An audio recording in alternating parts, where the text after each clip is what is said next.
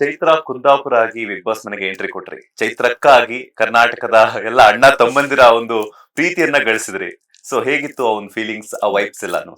ಒಂದ್ ಖುಷಿ ಏನು ಅಂದ್ರೆ, ನನಗೆ ಒಳಗಡೆ ಹೋಗ್ಬೇಕಾದ್ರೆ ನಾನು ಅಂದ್ಕೊಂಡಿದ್ದೆ ಚೈತ್ರ ಕುಂದಾಪುರಾಗ್ ಹೋಗ್ಬಾರ್ದು, ಚೈತ್ರ ಆಗಿ ಹೋಗ್ಬೇಕು ಅಂತ.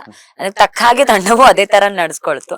ಸೊ ಅಂದ್ರೆ ಈ ಚೈತ್ರ ಕುಂದಾಪುರ ಅನ್ನುವ ಜವಾಬ್ದಾರಿಗಳನ್ನ ಬದಿಗಿಟ್ಟು ಸಹಜವಾಗಿರ್ಬೇಕು ಅಂತ ನನಗೆ ಅದನ್ನೇ ಹೇಳಿದ್ರು. ನೀವೇನು ಅನ್ನೋದಷ್ಟೇ ಮುಖ್ಯ, ಅಲ್ಲಿ ನಮ್ಮ ಕಿರೀಟಗಳು ಮುಖ್ಯ ಅಲ್ಲ ಅಂತ.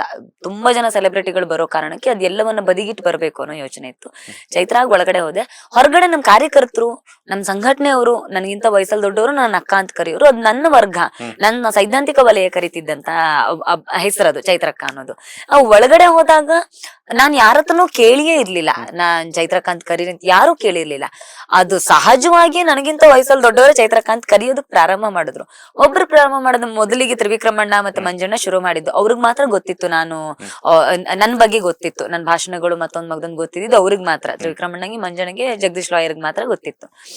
ಅದನ್ನ ಅವ್ರು ಕರಿಯೋಕ್ ಪ್ರಾರಂಭ ಮಾಡಿದ್ಮೇಲೆ ಎಲ್ರು ಅದನ್ನೇ ಪ್ರಾರಂಭ ಮಾಡಿದ್ರು. ಎಲ್ಲೋ ಒಂದ್ ಕಡೆ ನಾನು ಕರೀರಿ ಅನ್ನೋದನ್ನಾಗ್ಲಿ ಇದ್ ಮಾಡ್ಲಿಲ್ಲ. ಬಹುಶಃ ನನ್ನ ವರ್ತನೆಗಳು ಕಾಣಿಸ್ತಿತ್ತು ಅನ್ಸುತ್ತೆ. ಅಲ್ಲಿದ್ದವ್ರು ತುಂಬಾ ಜನ ನನಗಿಂತ ವಯಸ್ಸಲ್ಲಿ ದೊಡ್ಡವರು. ಈಗ ಗೌತಮಿಯಿಂದ ಹಿಡಿದು ಮಂಜಣ್ಣ, ಪ್ರತಿಯೊಬ್ರು ದೊಡ್ಡವರು. ನನ್ನ ವಯಸ್ಸಿನಲ್ಲಿ ಇದ್ದಿದ್ದು ಐಶ್ವರ್ಯ ಮತ್ ನನ್ಗಿಂತ ಚಿಕ್ಕವ್ರು ಒಂದಿಬ್ರು 3 ಜನ ಮಾತ್ರ ಇದ್ದಿದ್ದು. ಎಲ್ರು ಚೈತ್ರಕಾಂತ್ ಕರೆದ್ರು. ಕೊನೆಗೆ ಸುದೀಪ್ ಸರ್ ಚೈತ್ರಕಾಂತ್ ಕರೆಯೋ ಇದಕ್ ಬಂದಿದ್ದಲ್ಲ, ಅದೆಲ್ಲ ಒಂದ್ ಕಡೆ ನನಗೆ ಆ ಮನೆ ಕೊಟ್ಟ, ಸಮಾಜದಲ್ಲಿ ನಾನು ಸೈದ್ಧಾಂತಿಕವಾಗಿ ಏನ್ ಜವಾಬ್ದಾರಿ ನಿಭಾಯಿಸಿದ್ದೆ ಅದೇ ಗೌರವ ಮತ್ತು ಅದೇ ಗರಿಮೆಯನ್ನ ಆ ಮನೆ ಕೂಡ ನನಗ್ ಕೊಡ್ತು ಅನ್ನೋದಕ್ಕೆ ಅದೊಂದು ವಿಶೇಷ ಅಂತ ಅನ್ಸುತ್ತೆ. ಲೇಟೆಸ್ಟ್ ಹಾಗೂ ಇಂಟ್ರೆಸ್ಟಿಂಗ್ ಸುದ್ದಿಗಳಿಗಾಗಿ ಬಾಸ್ ಟಿವಿ ಕನ್ನಡ ಚಾನೆಲ್ನ ಸಬ್ಸ್ಕ್ರೈಬ್ ಮಾಡಿ, ಹಾಗೆಯೇ ಬೆಲ್ ಐಕಾನ್ ಪ್ರೆಸ್ ಮಾಡಿ. ಇದರ ಜೊತೆಗೆ ಫೇಸ್ಬುಕ್, ಇನ್ಸ್ಟಾಗ್ರಾಮ್, ಎಕ್ಸ್ ನಲ್ಲೂ ಮಿಸ್ ಮಾಡದೆ ಫಾಲೋ ಮಾಡಿ.